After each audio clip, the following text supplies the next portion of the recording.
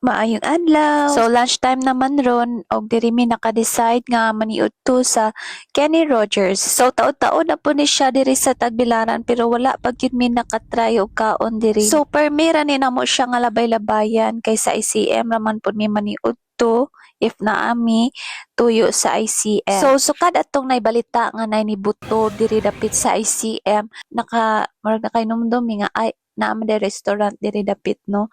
Maotong i-try mi og kaon diri nga restaurant. So pagsulod nako, murag naka-feel gyud ko nga lami gid ang ilang mga pagkaon diri. So kay mga ngay man tag seafoods, grilled salmon dayon na nga atong gipili. Pero wala naman sila salmon, milkfish daw ang naa. So kana na lang. And ganahan kay ko kay with desserts din is siya. So duha ka desserts ang apil ani nga meal og ang akong gipili is ang macaroni salad og ang baked mac. So lami kayo tilawan ni mga dain tanawara gud na. Lami gyud tilawan tanan no, pero sa unta man maora man nga to ang ma-order. Sunod na lang ng uban. So ang gi-order din sa akong husband is ang chicken.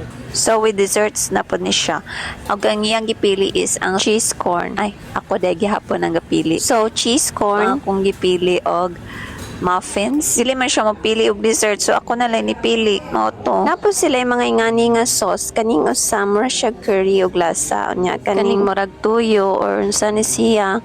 Pwede ni mo sagulan atong lingin-lingin para mohalang sad siya pero dili man siya kayo halang. Kami man sa to mga gagmay nga lingin kay crispy siya. Nabagay ra sad siya ibutang sa sauce. Dili dapat kayo sila maka-serve. So mga unata, in fairness, lami sila nilang pagkaon. Kauyon ra ko sa lasa. So kanina sang ilang complimentary desserts ang atong tilawan.